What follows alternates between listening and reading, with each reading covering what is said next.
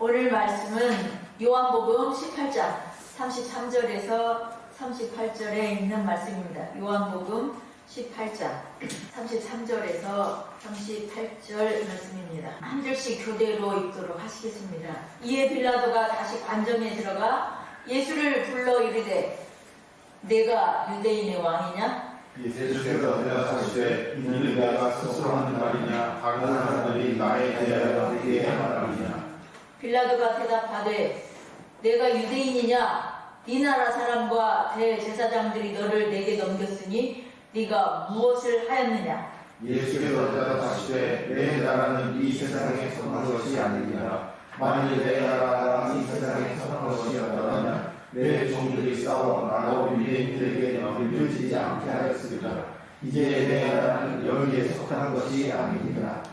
빌라도가 이르되 그러면 네가 왕이 아니냐? 예수께서 대답하시되 네 말과 같이 내가 왕이니라. 내가 이를 위하여 태어났으며 이를 위하여 세상에 왔나니 곧 진리에 대하여 증언하려 함이로라. 무릇 진리에 속한 자는 내 음성을 듣느니라 하신대. 빌라도가 이르되 진리가 무엇이냐 하더라.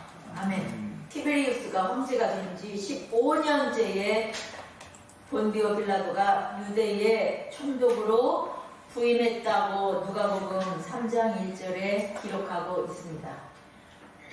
디베리오의 로마 이름인 티베리우스는 로마의 초대 황제인 옥타비아누스의 의붓 아들이었습니다. 옥타비아누스는 23세 때 첫째 부인과의 사이에서 율리아라는 딸 하나를 두고 이혼했습니다. 그리고 24세 되던 때에 19세이지만 이미 유부녀이자 3살 된 아들을 두고 그리고 둘째를 임신한 상태에 있는 리비아라는 여인을 사랑하게 되었습니다. 그래서 리비아의 남편을 권력으로 두르고 그녀를 데려와 결혼을 합니다. 이때 3살 된 리비아의 아들이 디베리오입니다. 옥타비아누스와 리비아는 평생 해로했지만 그들 사이에는 자녀가 없었습니다. 그래서 옥타비아누스는 디베리오에게 황제 자리를 물려줄 수밖에 없는 상황이 되었습니다. 그러자 옥타비아누스는 디베리오를 후계자로 삼는 대신에 조건을 달았습니다. 디베리오가 그의 아내와 이혼하고 과부로 있던 자신의 딸 율리아와 결혼을 하라는 것이었습니다. 아내를 사랑했던 디베리오는 하는 수 없이 아내와 이혼을 하면서 옥타비아누스의 요구를 받아들이며 로마의 2번째 황제 자리에 올랐습니다. 디베리오가 황제가 된 뒤에 얼마 지나지 않아 로마가 아닌 카프리 섬에 은둔하면서 문서 정치를 시작했습니다. 말 많은 원로원들의 얼굴을 맞대지 않고 보고서만 보고 답신을 해주는 독특한 정치 형태를 펼친 것입니다.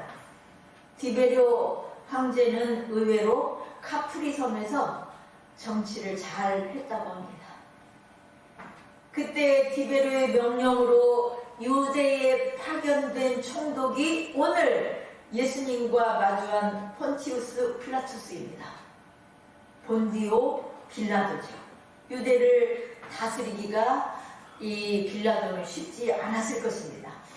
헤롯이라는 분봉 왕이 유대인이 있었고 예루살렘 성전을 장악하고 있는 대제사장들 그룹이 있었고 그리고 바리새파와 사두개파, 서기관들로 대표되는 유대의 고위급들이 있었습니다. 그리고 가난한 민중들의 밀란이라도 생겼다가는 보고서가 바로 카프리섬으로 날아가게 될 것이라는 강박감이 빌라도를 압박했을 것입니다. 실제로 빌라도가 디베리오에게 보낸 보고서에는 반란이 일어나면 반란군을 진압할 군대가 충분하지 못하다는 내용이 들어있었다고 합니다. 그러니까 언제나 반란이 일어날 것에 대한 대비가 되었어야 하는 거죠. 오늘 말씀은 유월절입니다. 때가 유월절인데, 유월절에는 유대인들이 예루살렘에 많이 모여서 하나님께 제사를 드리고 뒤이어 소동이 일어나는 경우가 많았는데, 이때 유대 정치범 중 한 사람을 한 명 정도는 놓아줌으로 로마 제국에 대한 불만을 조금이라도 감소시키고자 했습니다. 유대인들이 새벽에 예수님을 대제사장 가야바에게서 관정으로 끌고 갔습니다. 로마 군대는 예루살렘 서편 언덕 위에 있던 헤롯 대왕의 오래된 궁전을 관정으로 사용했습니다. 빌라도가 물었습니다. 너희가 무슨 일로 이 사람을 고발하느냐? 이 유대인들이 예수님을 끌고 와서 이제 검사가 된 거죠. 그들은 고발을 하는, 그래서 이유가 뭐냐? 그러니까 그들이 행악자입니다 라고 그 앞에서 대답을 한 거예요. 행악자입니다. 빌라도는 귀찮은 일에 관련되고 싶지 않았습니다. 그래서 그를 데려다가 너희 법대로 재판하라 라고 말했습니다. 그 앞절에 있어요. 그러자 그들은 형벌이 사형에 당합니다 라고 하는 거예요. 그런데 그들에게는 사형시킬 권한은 없었고 로마 법에 의해서만 사형을 시킬 수 있었습니다. 빌라도는 하는 수 없이 예수님을 재판하게 되었습니다. 그가 원한 것은 아니었어요. 오늘 말씀은 사형 언도의 권한을 갖고 있는 빌라도가 피고인 예수께 대하여 질문하는 것과 예수님의 답변으로 이루어져 있습니다. 빌라도의 첫 번째 질문입니다. 첫 번째 질문이 뭐예요? 네가 유대인의 왕이냐? 이게 빌라도가 예수님을 향한 첫 번째 질문입니다. 네가 유대인의 왕이냐? 그러자 예수님께서 뭐라고 대답하세요? 이는 네가 스스로 하는 말이냐? 다른 사람들이 나에 대하여 네게 한 말이냐? 빌라도의 첫 번째 질문은요, 대단히 중요한 질문이죠. 예수님은 이때까지 계속 자신이 유대인의 왕이라고 말하신 적이 있어요, 없어요? 없어요. 내가 유대인의 왕이다 이렇게 말하신 적이 없어요. 그런데 빌라도가 어떻게 네가 유대인의 왕이냐? 라고 질문을 했냐는 거죠. 빌라도는 예수님께 대한 소문을 들어서 알고 있었습니다. 38년 된 병자를 고쳤고 죽은 나사로를 살리고 물 위를 걸었고 5,000명 이상의 사람들을 먹이셨다라는 걸 들어서 알고 있었어요. 그는 이 사람이 정말로 유대인의 마음을 사로잡아서 정치적으로 로마에 대항할 만한 지도자인지 아닌지를 아는 것이 중요했습니다. 그러니까 소문으로 알고 있던 예수가 정말 누구인지 알고 싶었던 것이 아니라 자기 지위를 유지하는 데 위험이 될 만한 사람인지 아닌지에 관심이 있었던 거예요. 그는 예수님의 질문에 이렇게 대답합니다. 내가 유대인이냐? 그러니까 예수님이 유대인의 왕이든지 아니든지 나는 상관없다는 거예요. 난 유대인이 아니야 라는 거죠. 그래서 도대체 무슨 일이 있었길래, 무슨 일을 했길래 다른 민족도 아니고 니네 유대인들과 유대 대제사장들이 앞장서서 나에게 데려온 것이냐라고 예수님께 질문을 하고 있습니다. 로마 사람인 빌라도가 보기에 참으로 특이한 상황인 거예요. 다른 나라 사람들이 데려와서 고발을 한다면 모르는데 유대인들이, 유대 대제사장들 그룹이 데리고 와서 고발을 하고 있는 겁니다. 빌라도는 노련한 정치가이자 행정가입니다. 그는 유대의 대제사장들과 서기관들이 로마에 붙어서 그들의 종교적인 권한 내에 힘을 유지하기 위한 사기꾼들이지 민중들을 위한 사람이 아니라는 것을 알고 있었습니다. 그래서 이 빌라도가 예수님께 향한 두 번째 질문이 뭐라고요? 네가 무엇을 했냐? 이거예요. 네가 무엇을 했길래, 무슨 짓을 했길래 저들이 나한테 끌고 왔느냐? 이거예요. 그럼 예수님께서는 내가 무엇을 했다? 라고 대답하시는 것이 아니에요. 근데 뭐라고 대답하세요? 내 나라는 이 세상에 속한 것이 아니다 라고 대답하시는 거예요. 내 나라는 이 세상에 속한 것이 아니다. 예수님은 빌라도에게 하나님 나라에 대하여 말씀하십니다. 예수님의 말씀을 듣던 빌라도가 그러면 네가 왕이 아니냐 라고 말을 합니다. 왜요? 예수님께서 내 나라라는 말씀을 하세요. 그리고 내 나라가 이 땅에 속했다면 나의 종들이 와서 나를 유대인들에게 넘어가지 않게 했을 것이다. 나의 종들이라고 말씀하시는 거예요. 그러니까 빌라도가 그러면 네가 왕이 아니냐? 이 말은 긍정하는 질문이에요. 진짜 첫 번째 질문처럼 네가 왕이냐? 라고 한 질문이 아니라 이 말에 의하면 그럼 네가 왕이단 말이라 아니냐? 라고 말하는 겁니다. 이 땅에 속한 나라, 이 땅에 없는 나라라고 해도 하늘이든 어디든 네 나라가 있다라고 하면 네가 왕이 맞지 않냐? 라고 질문하는 겁니다. 왕에 대한 질문이에요. 계속 빌라도 왕이냐? 그렇다면 왕이라는 말 아니냐? 이렇게 말하는 겁니다. 그러자 예수님께서 뭐라고 대답하세요? 37절에 네 말과 같이 내가 왕이니라. 네 말과 같이 내가 왕이다 라고 예수님 분명하게 말씀하세요. 네 말과 같이 내가 왕이니라. 예수님께서 말씀하시는 나라는 이 세상의 것과 질적으로 다르기 때문에 왕이라고 할 수도 있고 왕이 아니라고 할 수도 있다는 뜻입니다. 네 말과 같이 내가 왕이니라.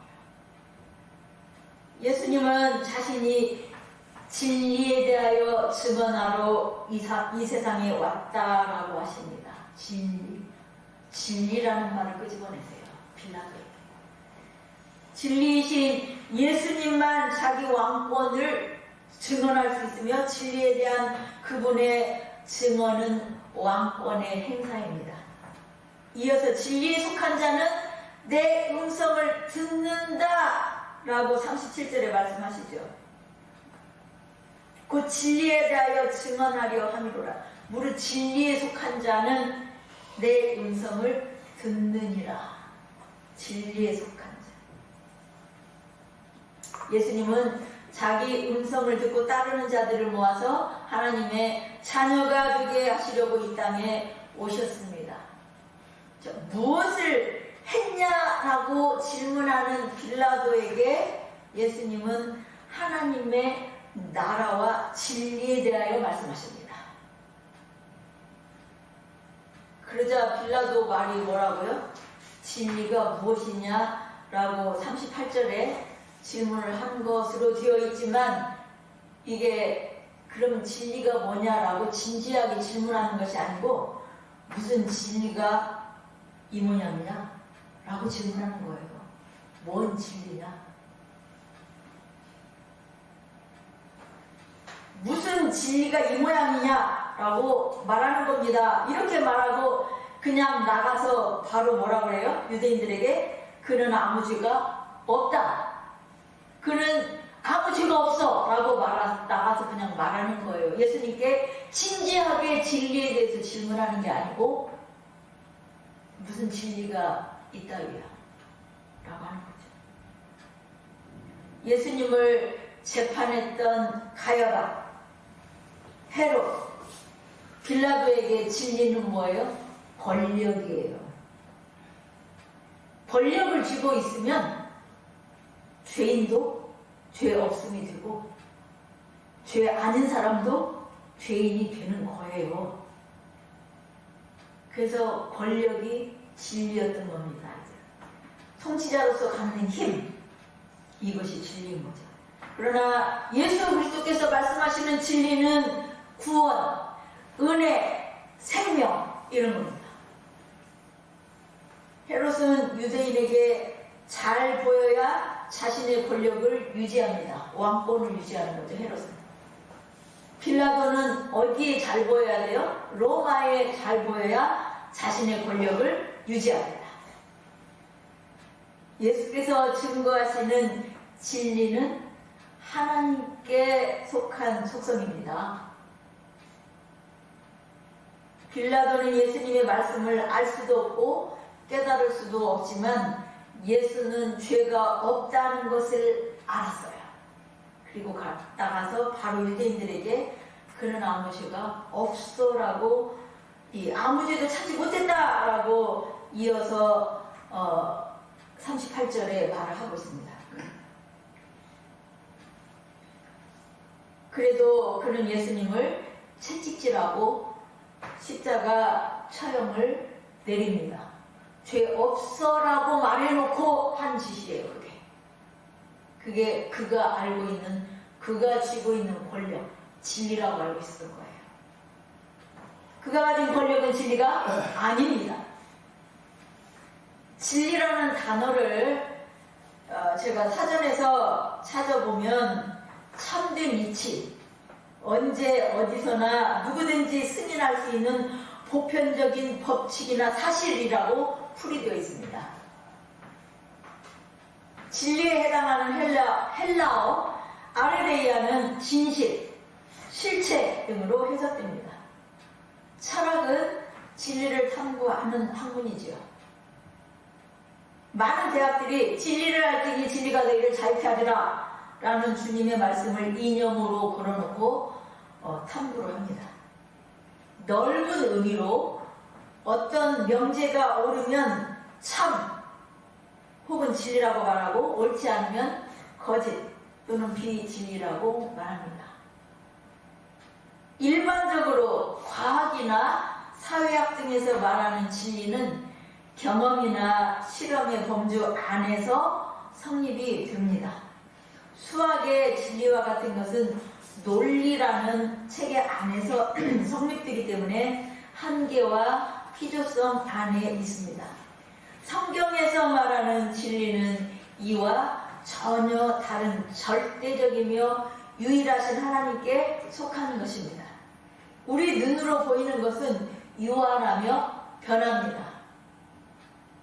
그런데 우리는 눈으로 보아서 실체가 있는 것이어야 진리라고 말하죠. 근데 그건 변한다니까요. 우리 눈에 보이지 않는 것, 그것이 영원하다라고 말해요. 그것만이 진리다라고 말해요. 우리 눈으로 보이는 것은 유한하고 변합니다. 이것을 성경은 옷같이 낡아진다라고 히브리서에 표현합니다. 우리 눈에 보이는 것은 전부 다 낡아진다고요. 변한다고요. 그러나 보이지 않는 것은 영원하고 주의 말씀은 세세토록 있도다 라고 말합니다. 세세토록 변하지 않고 세세토록 있는 것, 그게 진리라는 거예요. 진리는 하나님의 계시로만 보여집니다. 빌라도는 예수 그리스도의 질문과 대답, 여기에서 예수님께서 드러내시는 말씀은 왕, 하나님 나라, 그리고 진리에 대하여 말씀을 하십니다. 그러나 빌라도는 알지 못합니다. 하나도 알아듣지 못합니다. 예수님께서 말씀하시는 왕, 내가 왕입니다. 내 나라는 하나님 나라, 그리고 진리를 위해 왔다.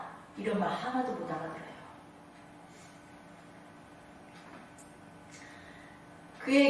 빌라도에게 주님과 마주하는 정말로 중요한 순간이 왔습니다.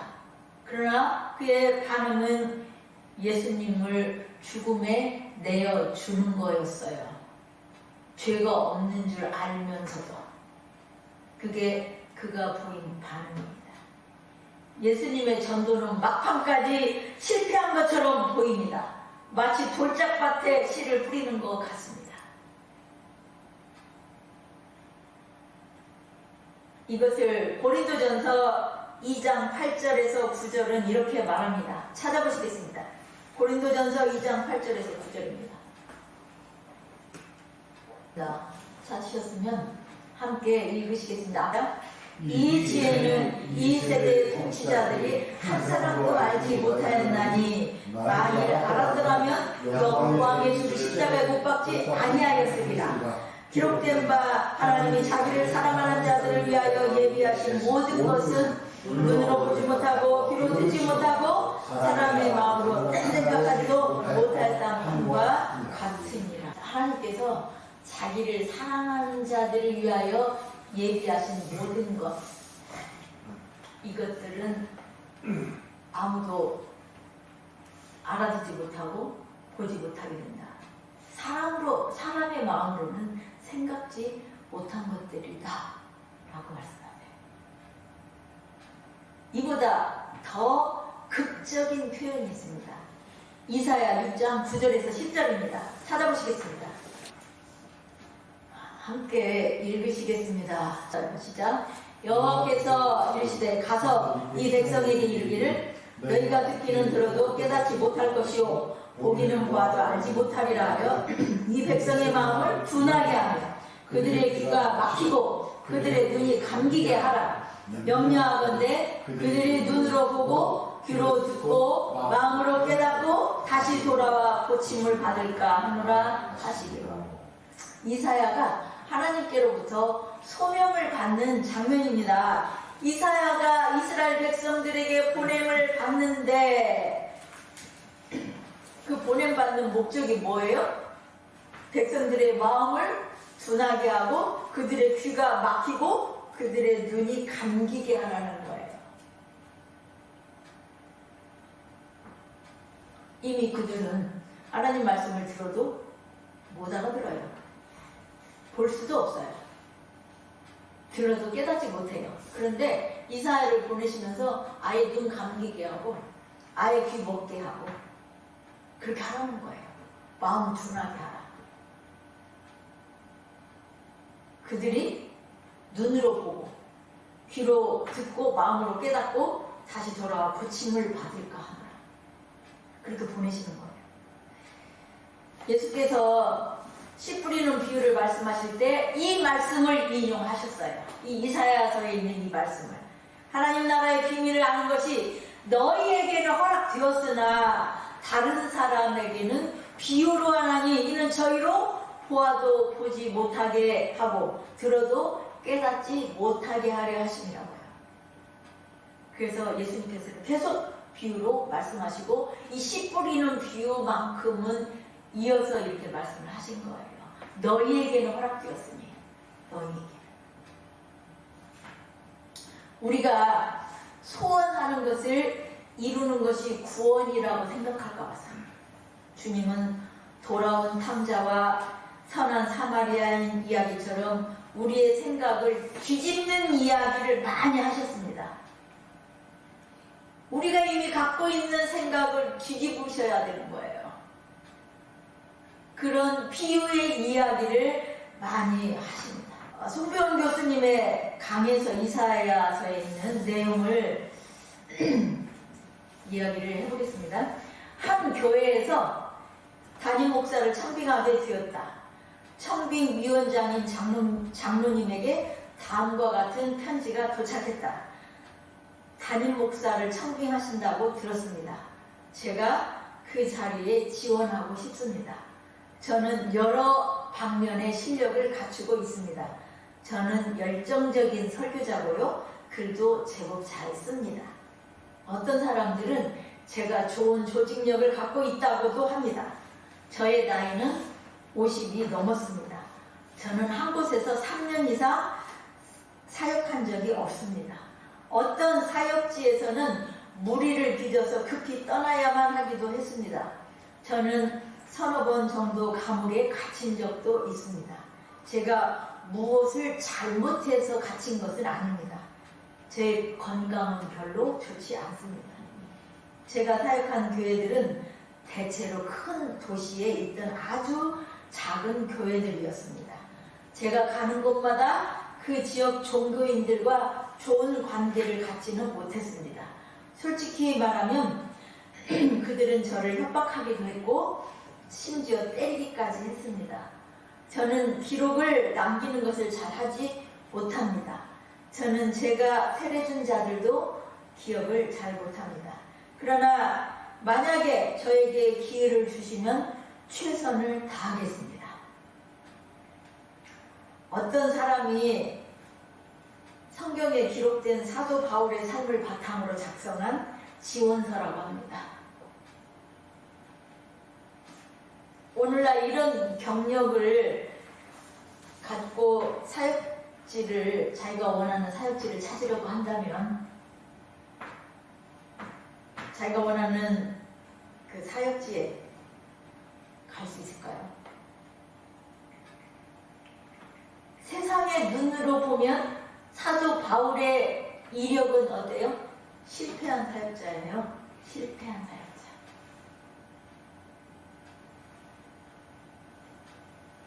빌라도는 예수님의 이적과 기적을 들었습니다. 그리고 앞에 그 예수님이 계셔요, 지금.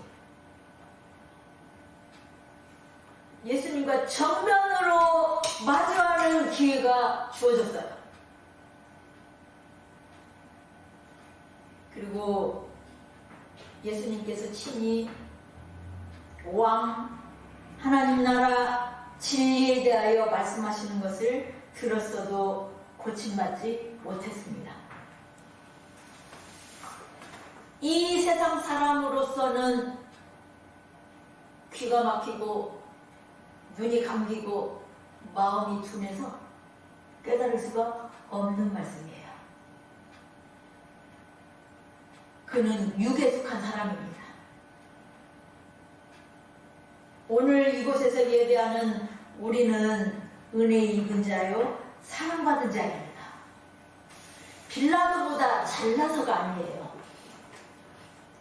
그때 당시에 유대의 총독으로 와 있는 통치자는 사형을 언도할 수 있는 유일하게 권한을 갖고 있는 자가 빌라도예요.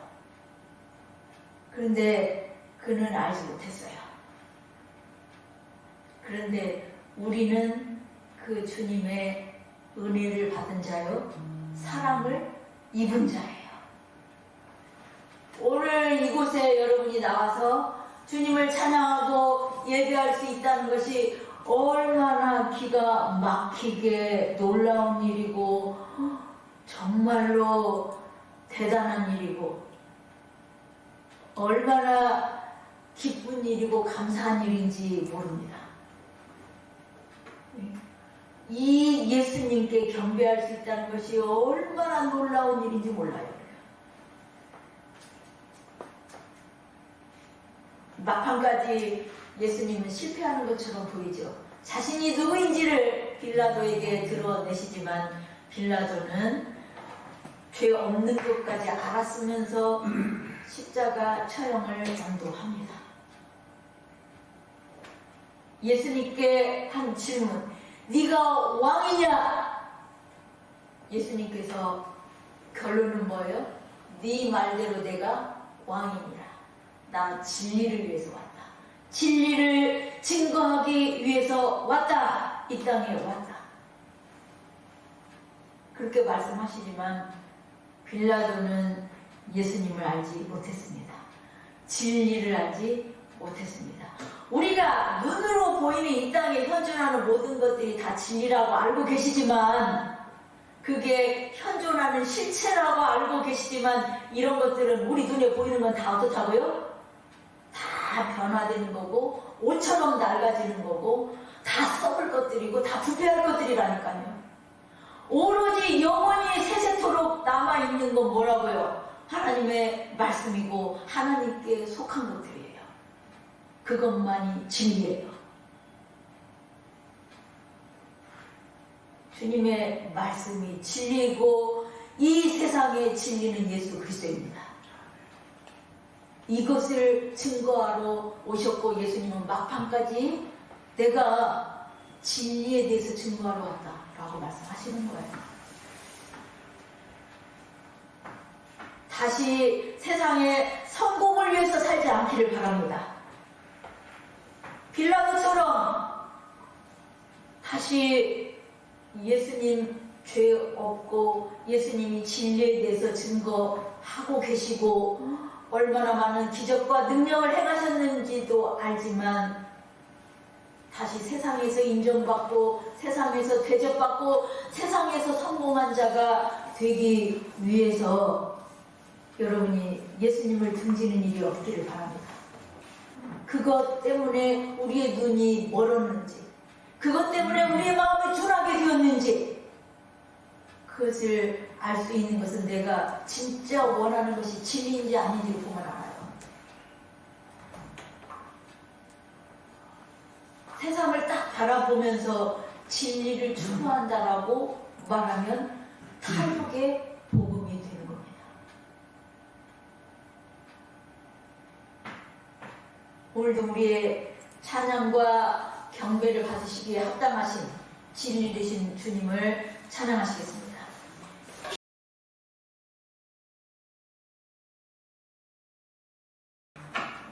우리가 무엇을 구하는지 보시면은 빌라도처럼 세상적인 성공을 향해 가는 것인지 주님을 구하는 것인지 알 수 있습니다. 세상적인 성공을 위해서 주님과 마주한 빌라도 죄가 없는 줄 알면서도 그걸 권력을 잡기 위해서, 권력이 진리로 알고 있었어요. 그걸 잡기 위해서 예수님을 십자가에 못 박게 되어집니다. 우리는 날마다 주님 앞에 실패한 자로 마지막까지 빌라도 전도 못하시고 실패하시는 것처럼 보이는 예수님의 길, 그 길을 따라갑니다. 하나님 앞에 내 성공을 위해서, 내 부유함을 위해서, 내 자존감을 위해서 살았다라면 회개하시고 주님만이 진리가 되심을 고백하고 이 세상의 모든 유혹과 타협하지 않게 해주세요라고 함께 기도하시고